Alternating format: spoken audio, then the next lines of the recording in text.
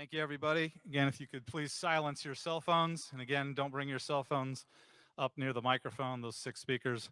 And again, we'll start with Greg Barnes, Aaron Beard, C.L. Brown, Adam Smith, Andrew Jones, and Art Chansky. First, let me introduce Chancellor Guskowitz. Thank you. And as we like to say here in Chapel Hill, it's a great day to be at Tar Heel. Welcome to the Deanie Smith Center as we mark the start of a new era in Carolina men's basketball. Hubert Davis directly connects our storied past with our exciting future. I knew Coach Davis, but it wasn't until this weekend that I really got to know Coach Hubert Davis. Bubba and I spent hours with him, and I had an opportunity to hear about his passion, about his integrity, and about his vision. But it wasn't just about his vision for Carolina basketball. It was about his vision for how leading this program, Hubert Davis is going to ensure the success of our student athletes here on campus, and is going to make an incredible connection to the campus community, much like Coach Roy Williams did for many, many years here in Chapel Hill. He's achieved at every level, taken every challenge and beaten the odds, and has established himself as a winner every step along the way. And I'm confident that with this new challenge, he will continue that journey of success. I'm proud to have Coach Davis as the face of Carolina basketball for years to come. Coach Davis's family is with us today. Leslie, Elijah, Gracie, and Micah, and his father, Hubert. Welcome back to the Smith Center.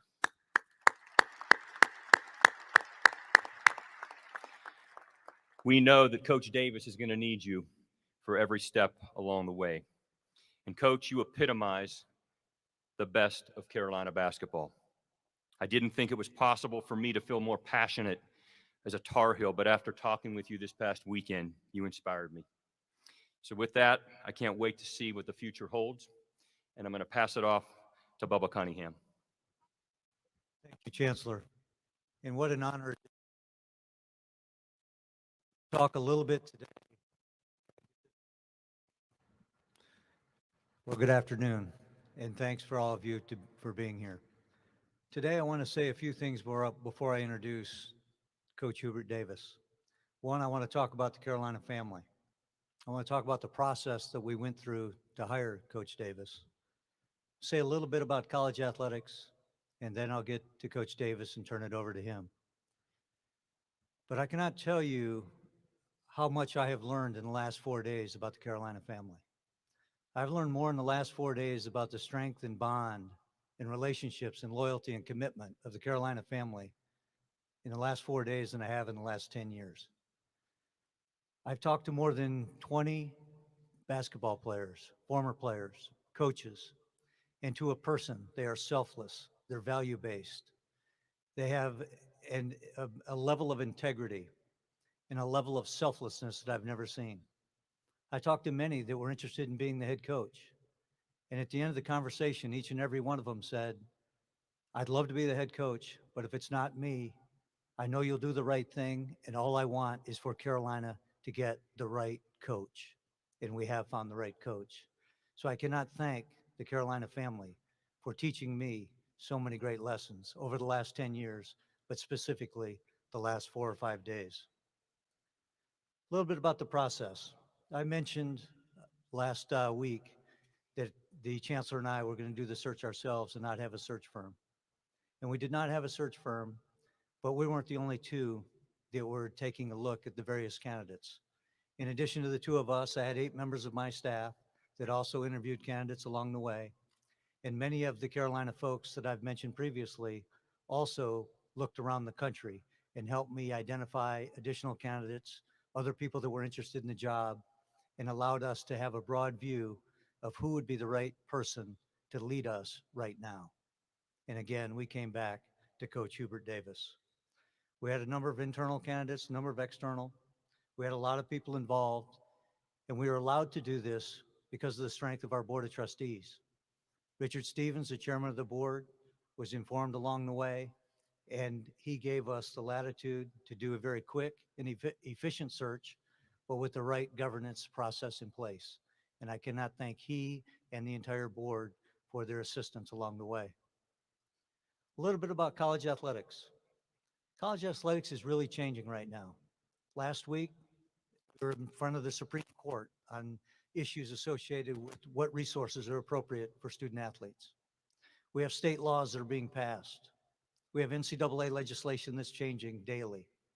We don't know what the future of college athletics looks like, but I do know what the values and principles are at the University of North Carolina. We are based on education.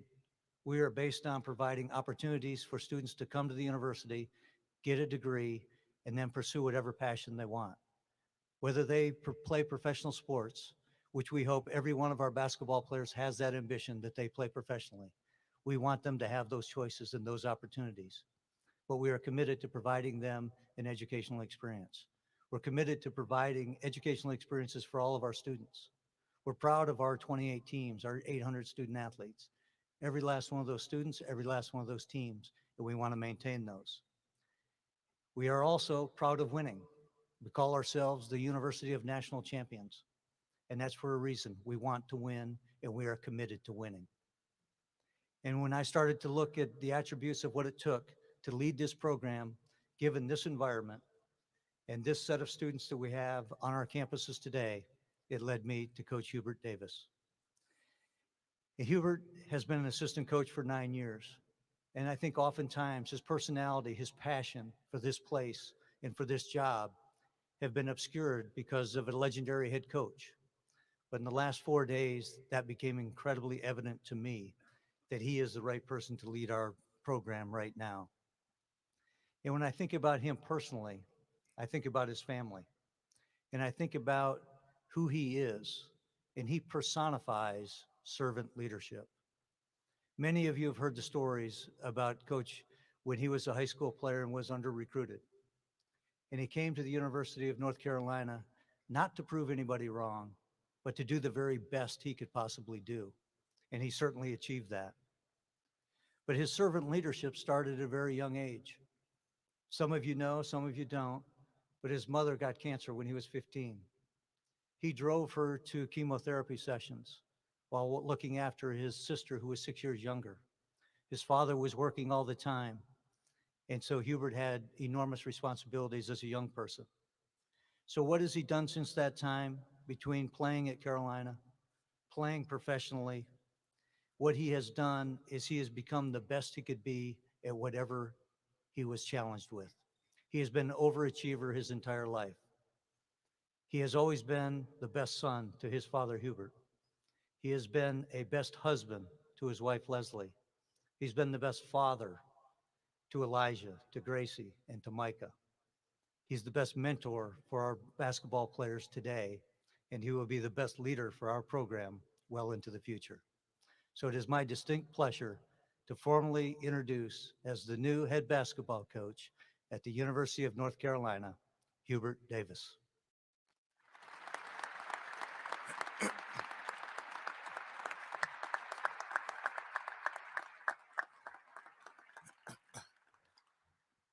I told Bubba yesterday that I'm an emotional guy, and that I'm gonna need more than a tissue. I'm gonna need a beach towel, because that's just who I am.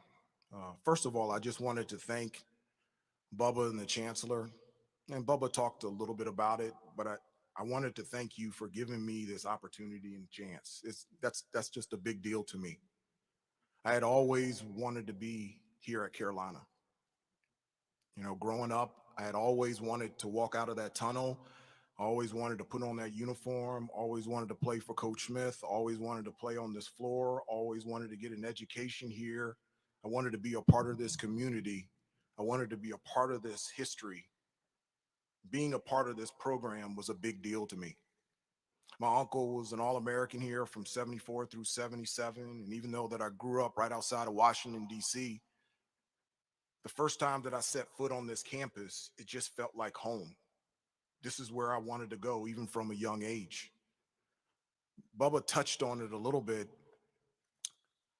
My experience in recruiting was a lot different than most of the guys that are currently on the team. I wasn't a McDonald's All-American. headed into my senior year, I had two scholarship offers. One, George Mason, which was coached by Rick Barnes at the time, and George Washington, which was coached by John Kuster, who was a former UNC player and a teammate of Uncle Walt. Virginia came in late, and I was interested in playing for Coach Holland and Coach Odom. But where I wanted to go was North Carolina. I remember Coach Smith and Coach Williams coming to my home for an in-home visit. And it was different because Coach Smith in my living room told me and my dad that he thought that I should go to George Mason or George Washington. He didn't think that I was good enough, athletic enough, quick enough to be able to play right away at Carolina. And he felt like, one, if I went to those other places, I would have a better chance to play. And then number two, because of the relationship, the great relationship that he had with my family, he didn't want that jeopardized because I didn't have the same type of experience or success that my uncle had. And I remember at 17 years old telling Coach Smith and Coach Williams, you might be true. You might be right that I can't play at this level, but you wouldn't know for sure unless you gave me a chance, unless you gave me an opportunity. And then I also told them I wanted to come here. This is where I wanted to get my education. This is where I wanted to get my degree. And Coach Smith and Coach Williams left my house and I did not get offered. And I thought my chance and my opportunity wasn't going to happen. And then 2 days later, Coach Smith gave me a call on the phone and he says, I thought a lot about what you said and I'm going to give you that chance and that opportunity. And I committed to Carolina on the spot. And because Coach Smith and Coach Williams gave me that chance and that opportunity to come here, everything significant in my life has happened here. This is where I played basketball. This is where I got better. This is where I went to school and graduated with a criminal justice degree. This is where I met the best friends of my life here. This is where I became a Christian. This is where I fell in love with my wife. This is where I bought my first house. This is where my wife and I got married. And in 2004, when I decided to retire from the NBA, we could have lived anywhere we wanted to in the country. And my wife and I decided to raise our three unbelievable, beautiful children here in Chapel Hill. You know, the last 9 years coaching under Coach Williams, it hasn't been a job at all. It's been missionary work. It's been an act of service. And I've been so honored and privileged and appreciative of being able to be in this role and being able to have a front row seat to help these kids out every day, be the best that they can be on the floor, the best in the classroom, and the best off the floor so that whenever they leave here, they're ready to go out into the real world and thrive. 9 years ago, Coach Williams gave me another chance and an opportunity. I was working with ESPN, and out of the blue, Coach Williams asked me to be a part of his staff. I've never told Coach Williams this story. Every time that I played, whether it was high school, college, and the NBA, when I ran out of the tunnel, I always looked for my dad. I just needed to see where he was sitting, and I just needed to make sure that he was in the stands. And the reason being is because irregardless of what happened on the floor, whether I shot the ball well or played well or I didn't play well at all, it was just comforting to me to know that I had at least one person in the stands, irregardless of how I played, he was on my side. That's the way that I felt about Coach Williams. Every time that, and he doesn't know this, every time that he walked through the office, I took a deep breath because I just felt settled because everything was going to be okay because Coach Williams was there. He's the greatest coach that I've ever been around. The time that he was here, he's the best coach for this university. He's the best coach for this team. He's been the best coach for this university and the best coach for this community. And I absolutely love him to death. And I'm so thankful for just giving me a chance and giving me an opportunity. I can't believe that he's here today. I was doing some interviews and somebody told me that Coach Williams was in the office, and I wanted to get all those interviews done because I just needed to go see him. And I just needed to be around him. I just needed to talk to him. I just needed to be around him. Seeing him connects me to Coach Smith and Coach Guthridge, and his presence and his love for this university and this program and what he embodies as a person is something that I have enjoyed and going to miss being around every day. Over the last 3 or 4 days, my phone's been ringing off the hook. There's been a lot of text messages and phone calls and emails, and it's been crazy. But the things that I've really enjoyed, all these text messages and phone calls and emails, they've been so supportive and encouraging. It's just great to have people walk alongside you and just genuinely on your side. I wanted to share one text that I got that immediately brought me to tears, and it was really special to me. Right after Coach Williams had his retirement press conference, one of the first people that texted me was Coach Larry Brown. I played for Coach Larry Brown my last year in the NBA with the Detroit Pistons. And it was the last year that I played in the NBA, and I still felt like that I had some gas in the tank. And he didn't feel that way. And we had a disagreement. I felt like I could still play, and he didn't want to put me in the rotation. And he had every right. He's an unbelievable coach, Hall of Fame career. Towards the middle of the year, I requested to be waived, and I was waived, and I was picked up by the New Jersey Nets, and that's how I finished my NBA career. I had not spoken to him or seen Coach Brown since then, and I just always felt like Coach Brown didn't like me. After Coach Williams did his retirement press conference, he texted me and said, "Hubert, I just wanted to let you know I would love for you to be the next head coach at the University of North Carolina," and that Coach Smith, the idea of that happening would put a smile on his face. And I just immediately started crying. I gave the phone to my wife and I said, "Read this." And I said, "I thought he didn't like me."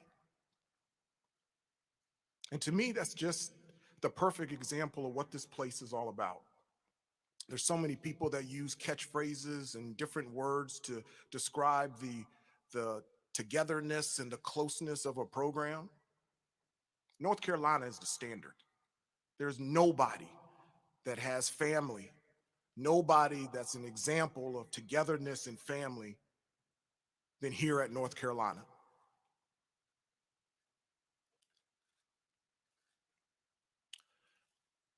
This is the first time that I saw my dad in over a year.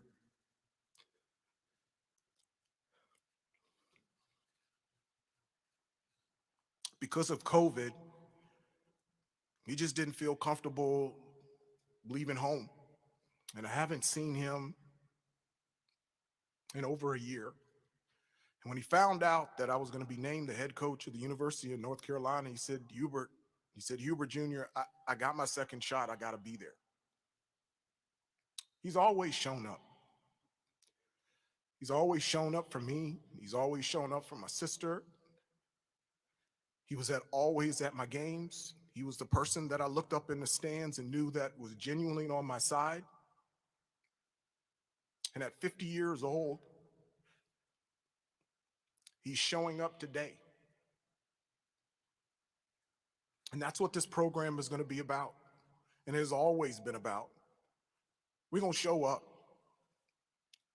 We're going to show up. We're going to show up to shoot around. We're going to show up to practice. North Carolina is going to show up every game, every day, every second, every possession. North Carolina will be there.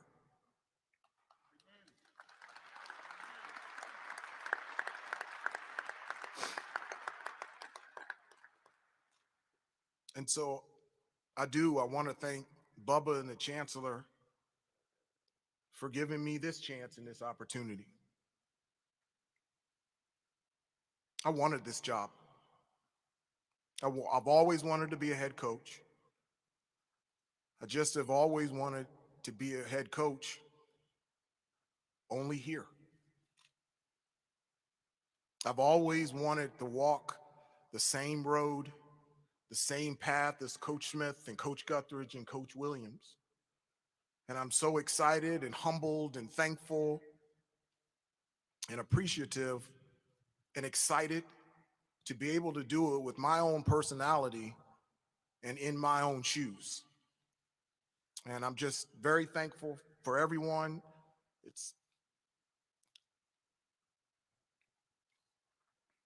And I'm ready to go. Thank you.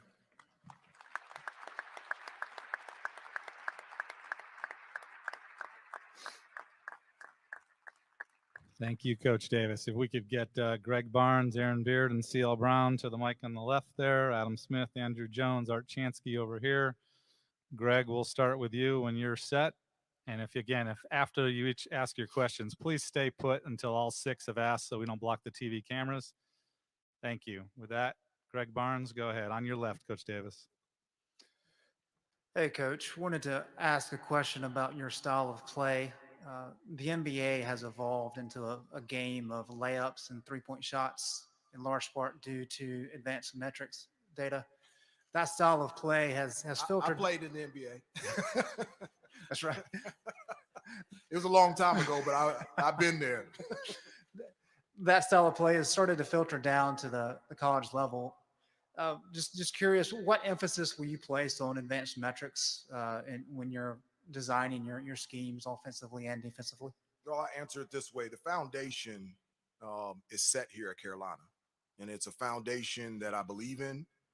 It's a foundation that has been tested and tried and proven successful through Coach Smith, Coach Guthridge, and Coach Williams. I've got no desire, I've got no plans of going away from that foundation because I believe in it. I do understand that the game has changed, and we've got to get better next year. Plain and simple, period, the end. The guys, the returning players, and I've talked to them. In order for us to be successful and be able to achieve the team goals that we need and also the individual goals and hopes and dreams that those guys have, this summer is huge for them to significantly get better. We've got to get better with the transfer portal and bring in big-time players that have a vision of wanting to be a part of this program, wanting to be a part of this history, and wanting to be big-time players here on the floor. And so, yes, things have changed, but Carolina has been tested and tried and perfected and been proven successful through all the years. And the way that we will play will be the Carolina way, and it will be successful even now. On the right, Andrew Jones. Coach, you've articulated basketball. You've articulated your basketball associations here at North Carolina, but you have pretty extensive, impressive list outside of North Carolina with Coach Riley, Coach Brown, all the people that you dealt with in the NBA. What did you learn from them that is kind of consistent from what you learned here in North Carolina that kind of personifies greatness that you'll take with you and apply toward this job? Well, that's one of the things I'm very thankful for. You know, obviously that I had the experience of playing here for 4 years under Coach Smith and Coach Guthridge, and the experience on and off the court from them, the 4 years that I was here was invaluable. But I'm very thankful and blessed to have experienced other things as well. You mentioned I played for Pat Riley for 3 years. Can't ask for a better coach. There's so many things in terms of with him, the preparation and the process that you have to have, and just to have a chance to be successful. Played for Jeff Van Gundy, played for Don Nelson. I'll tell you one story with Don Nelson. He was my coach with the New York Knicks, and he's also was my coach for the Dallas Mavericks. When he was named the head coach of the New York Knicks, at the time I was a starter. And my first conversation with Don Nelson was, "You never will play for me."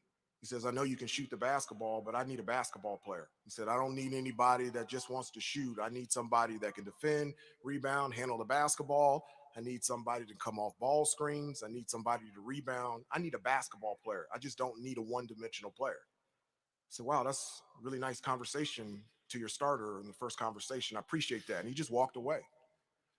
And I'm so thankful that he had that conversation with me because he told me exactly what I needed to hear as opposed to what I wanted to hear. And what happened was I started working on my ball handling. I started thinking about rebounding. I started playing better defense. I started working on my post-up game. I started to become a player. And because of him, the last 4 years that I was in the NBA, I played point guard. And that wouldn't have happened if he didn't challenge me there. I played for Doug Collins. I played for Larry Brown. I played for Rick Carlisle. The players that I played with. I played with Patrick Ewing, and John Starks, and Doc Rivers, and Rolando Blackman, and the Dallas Mavericks, the things that I've got to learn playing with Michael Finley and Steve Nash and Dirk Nowitzki. When I was with the Detroit Pistons and also the Washington Wizards, playing with Rip Hamilton and Chauncey Billups. Finally got a chance to play with Michael instead of going up against him against Chicago. And this experience of being around the greatest player that's ever played the game for 1 year was just absolutely unbelievable. I also look into the experience and the opportunities that I had with ESPN. I had front row seats to be able to sit down and look at different traditions, practices, games, and see how people run their program. And so all those things that I put together has helped me see a vision of where I want to be as a coach. And I draw upon all those experiences. On the left, Aaron Beard. Hey, Hubert. I'm curious how you handle, I guess, how you feel about the pressure of walking into a job like this and following a successful coach like Roy Williams has been. It's obviously a place that means so much to you. Do you feel pressure? Do you just feel excitement? What would you describe in that regard? I don't feel pressure because I'm not comparing myself to anybody. Coach Williams is the greatest. I'm Hubert. And as I said before, the only thing that I need to do is to do this job with my personality and in my shoes. And I've been doing that for 50 years, so I think I can do it some more. I don't have a problem with that. And yes, this job brings pressure. Yes, this job brings anxiety, but I played here. I played 12 years in the NBA, 7 years with ESPN, always on TV on game day, and was 9 years here as an assistant coach. And so all those experiences have prepared me to walk this path with humbleness, excitement, joyfulness, and determination. Okay, over here on the right, Adam Smith. Hubert, when you talk about the experiences over the last 9 years here, what sort of mental notes did you take along the way that you might have thought this could prepare me for this moment? And also, if I can add to that, you talked about feeling settled when Roy walked in the office. What do you think you'll feel with him not being around?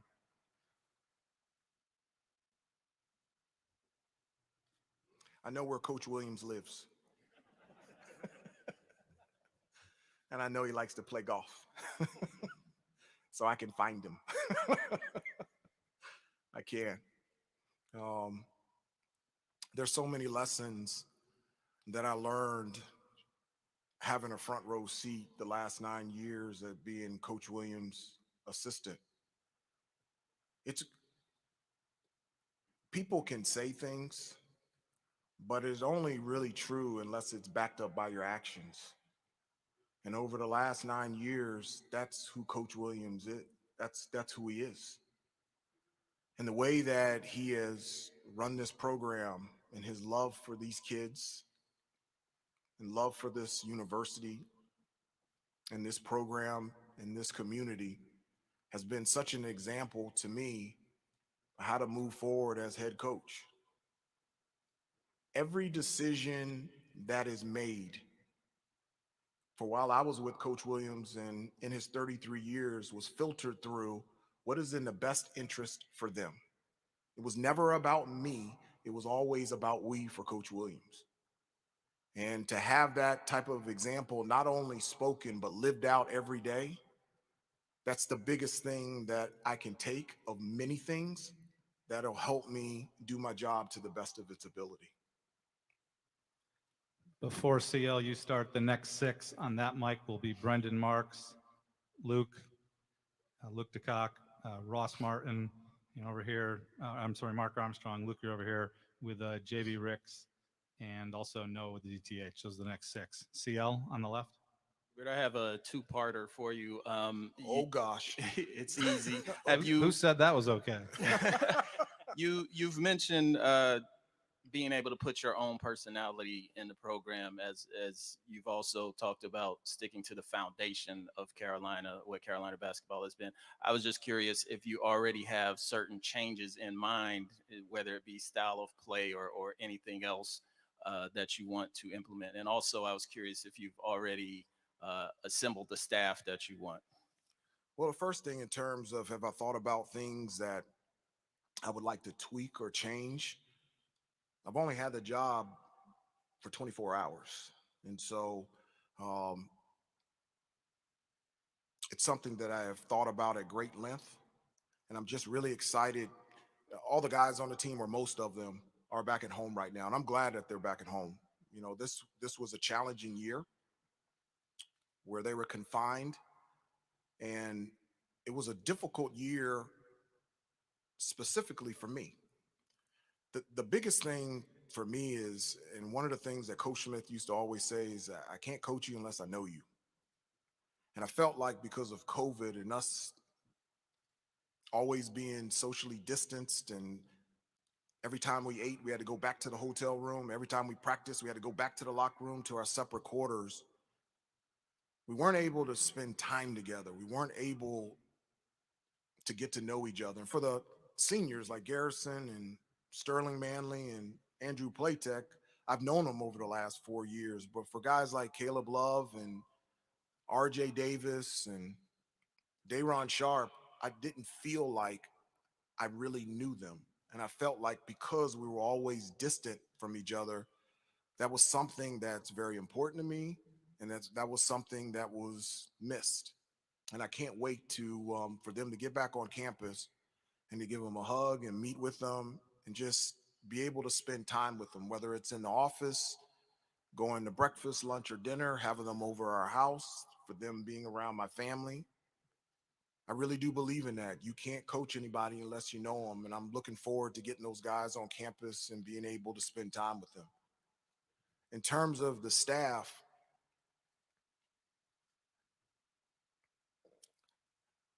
you can't do this job unless you're a Carolina guy.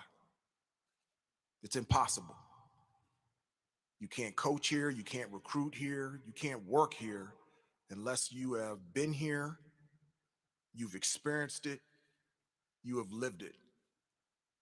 And so in terms of the staff, it's all guys that have experienced this place and believe it and have the passion and the desire that all of us have for this university and this program and these kids in this community.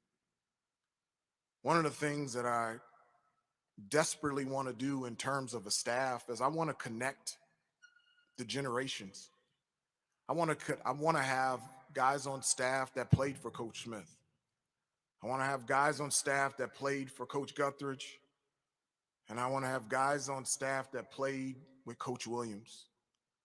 I want to be able to connect all those, because I think bringing all those coaches together is what makes Carolina Carolina. And so in assembling a staff, that is the number one thing that I'm thinking about. You got to be a Carolina guy. And I want an example from every one of the coaches that have meant so much to me, but has also meant so much to this program. Or on the right, Art. Hey, Hubert, congratulations. Thank you. I've heard you say a couple of times how much you've learned by your years in Chapel Hill, and one of the things was that you became a Christian, and that I think goes back to Coach Smith being so spiritual. Can you briefly talk about your faith and how that plays into your family and your job now? Yeah, that's the most important thing to me. You know, my faith and foundation is firmly in my relationship with Jesus. He just is. And my mother was a Christian, and she begged me to go to church growing up. And I didn't want to go. I wasn't interested in it. My mom used to always say that Jesus had a plan for me, plans for a hope and a future, plans not to harm you, plans to prosper you, Jeremiah 29:11. And at the time growing up, I didn't understand it and I didn't listen to it. And when my mom passed away 2 days before my junior year of high school, I grew a tremendous hate towards God. And for the 2 years that I was here at Carolina, the same way. And the reason being is I just couldn't understand all the things that my mom was telling me about Jesus loving me and having a plan and a purpose for me. And I didn't understand any reason why he would take away my mom. I'm 50 years old, and I miss her more now than I did when I was 16 when she passed away. She didn't get to see me run out of that tunnel. She didn't get to see me play here. She didn't get to see me drafted. She didn't get to see me play in the NBA. She didn't meet my wife. She wasn't at our wedding. She hasn't been with my kids. She's not physically here today. And one of the things that Coach Smith used to do was to make all the freshmen go to church. And as I went to church, only because Coach Smith and Coach Guthridge encouraged me to go to church, I started to understand what my mom was talking about. I started to understand the sacrifice that Jesus has made for me and how much he loves me. And 2 days before my junior year of college, I became a Christian. And instead of being upset that Jesus has taken away the most beautiful person in my life and my mom, I'm thankful every day that he gave me the best mom that I could ever have for 16 years. She's here. She's here. She's here every day. The way I try to treat my wife, she's here every day. The way I try to treat my children. And so my faith in Christ is the foundation of who I am. And when I say that I will walk this path in my own shoes and my personality, my own shoes and my personality is my faith. We're going to have time for the next round of 6 people plus 1 that I'm taking from online. So if you folks 6 could sit down and bring up Brendan Marks, you'll start over here. Mark Armstrong, Ross Martin over here, Luke DeCock, Noah from the DTH, and JB Ricks over here. I have one question online while they're transitioning. Coach Davis, if you would speak to your feelings of being the first Black head coach at UNC men's basketball, and then have you had an opportunity to speak to Charlie Scott, the first Black scholarship basketball player at UNC? I have not, and I just, before I came down here, I had a note on my desk saying that he called, and I'm so looking forward to giving him a call and having a conversation with him. It is significant, Steve. It's significant that I'm African American and I'm the head coach here. It's significant.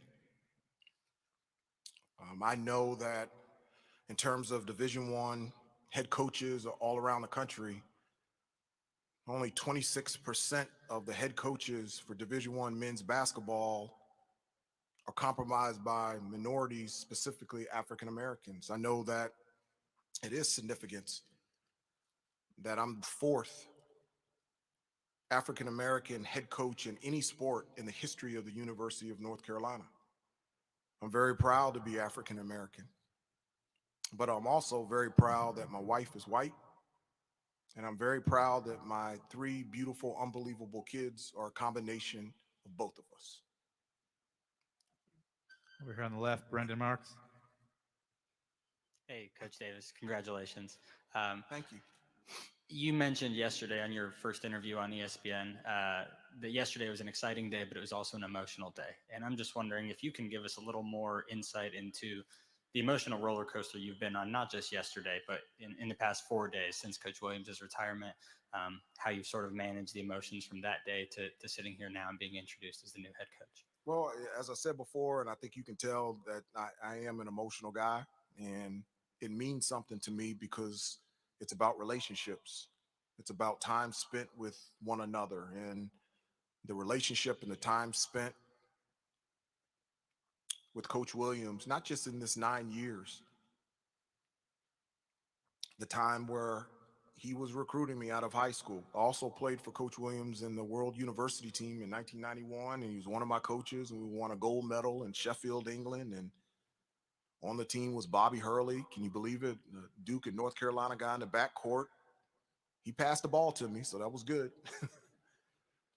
And it has been emotional from so many different ways of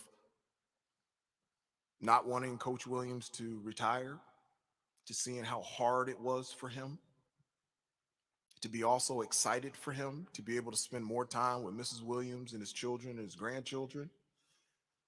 It's emotional with the players. As I said before, having a front row seat, just having a chance to help them out every day so that they can be the best, be the best that they can be in the classroom and on the court and in the community is emotional. Thinking about my kids and my wife and how life will change with me taking this position. And where that comes from is relationships. It comes from time spent with each other. And I like that. You know, one of the things that there's two types of celebrations. You know, when a guy hits a shot or does something, there's a celebration where you're trying to get attention. Say, this is me, me, me. And there's also a type of celebration that you just have so much joy and excitement for playing a game that you love. It's just coming out. The first one, I don't condone at all. The second one, you got to have. You have to play with emotion. You have to play with a will and a want to and a careness to be the best that you can be at everything that you can do. You can't take a play off. You can't take a practice off. You can't take a possession off. Your preparation and your process has to be at the top level every day, locked in to put yourself in a position just to possibly succeed. And you can't do that absent of emotion. And that's something that I believe in. And that's something not only do I believe in this role and with this team, this is something that I believe in every part of my life. Over here on the right, Luke. When Coach Williams talked to you or approached you about leaving a very good job at ESPN to come back here and become part of the program again, how much was sort of the vision of this day in your mind? Was that, was that all of it? No. Or none of it? Well, you know, I was having breakfast at one of my nice places, having a beautiful breakfast, and then Coach Williams' secretary asked me to come in and meet with Coach Williams. And the only thing that I had on my mind is I thought he wanted me to change the dates of my Christian basketball camp that I had here in the Smith Center over the last 17 years. I wasn't thinking anything else. And when I walked into his office, he says, "How are you doing?" I said, "I'm doing great, Coach Williams." I said, "Whatever you need, just let me know." And he says, "Okay, well, I'm going to ask you something." And he goes, "I'd like you to be a part of the staff. I want you to be one of my assistant coaches." And I said, "What?" And I don't remember anything else he said. All I know is I left the office, I went home, I sat at the kitchen table, and my wife said, "What is wrong with you?" And I told her, and we cried there for a couple of hours. And we cried not because we were leaving ESPN or crying because we didn't know what we were getting into. We were crying of those were tears of joy and happiness and knowing this is exactly the direction that we needed to go and exactly what we needed to do. You know, I never have, outside of when I was young and wanted to go to the University of North Carolina, outside of that, I've never been a forward thinker from the standpoint of I always believe that you should have all your focus and attention on where you are as opposed to looking at where you want to go. And so when I was here at Carolina, I never thought about the NBA. All my thoughts, all my attention, all my hard work, all determination was focused on being the best teammate that I can be, being the best basketball player that I could be, and just see how good I could become. That was it. When I was in the NBA, I did not think about ESPN at all. I was thinking for the 12 years in the NBA, how can I be the best basketball player that I can be? How can I get every bit of talent that I can every day at practice and the games? When I was with ESPN, I never thought about being an assistant coach here at North Carolina. I was just trying to be the best TV analyst that I could be and make sure that I showed up every day at work. And so as I was an assistant coach over the last 9 years, I never thought about being a head coach here at University of North Carolina. And when coach started talking to me about him retiring and his desire and hope for me to want this job, I started thinking about it. And every time that I started thinking about being a head coach of the University of North Carolina, I had a big smile on my face. I was happy, joyful, excited, humbled, and I was ready to go. And so I can't take the smile off my face and how determined and excited and thankful I am to be in this position. Okay, we have 4 more questions. Ross Martin on the left. My question is about recruiting. We know you want the best players and the best possible fit for Carolina, but what qualities do you think you bring to the recruiting trail? What changes do you foresee in recruiting and in this era of basketball? And what have you learned over the last 9 years that's going to help you in recruiting moving forward?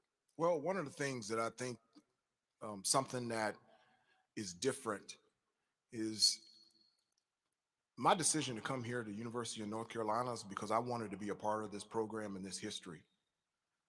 I wanted to be a part of this place. And I really believe that sometimes kids are making a decision based on where they think it's the best place to serve them. And I'm the exact opposite. Picking a place where that you think that you can serve. I want everybody to have the same experience that I had at Carolina. I did. My experience here was great.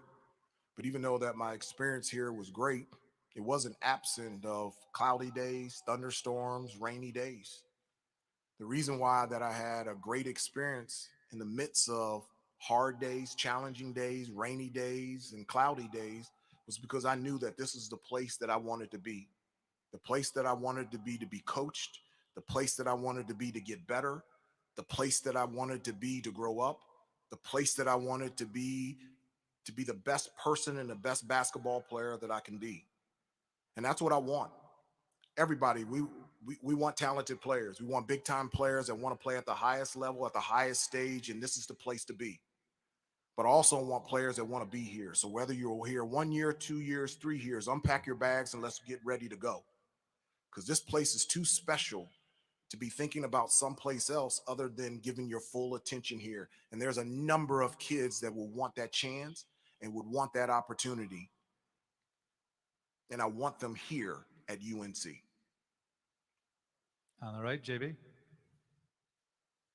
Hey, Coach Davis. First and foremost, congratulations on this amazing opportunity.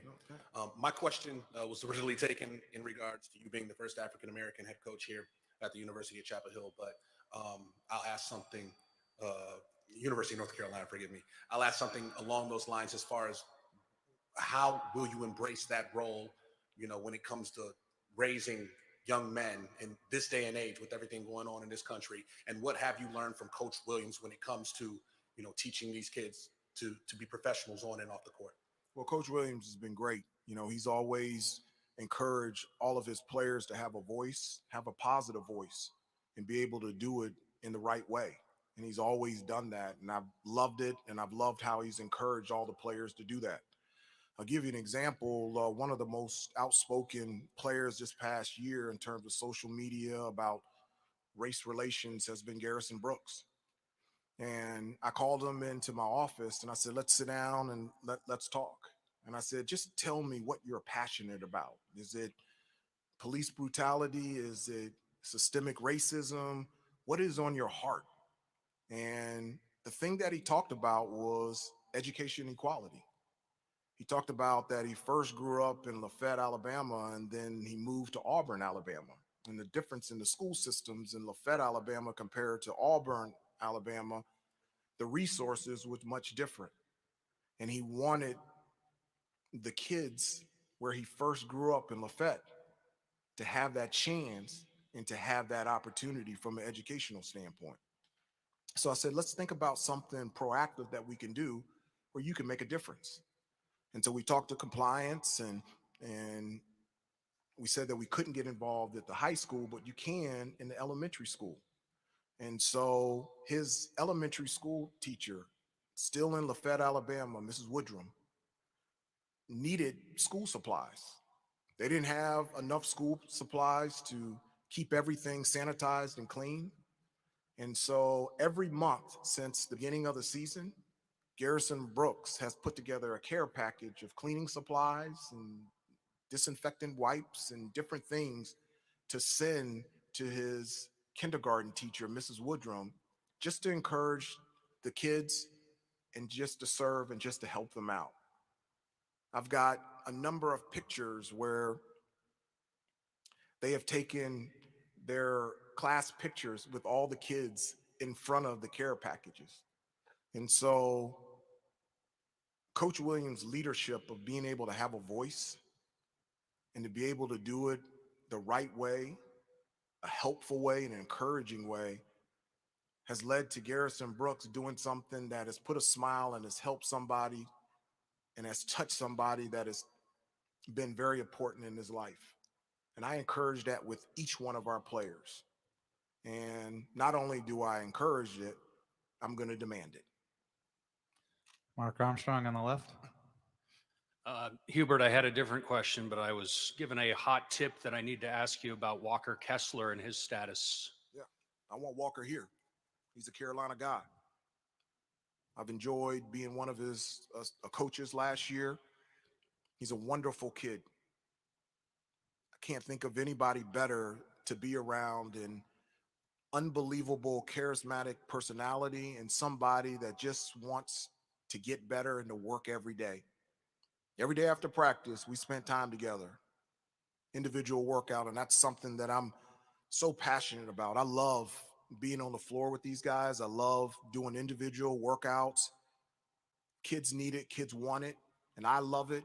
And our coaching staff will be on the floor with these kids every second of the day trying to make them better.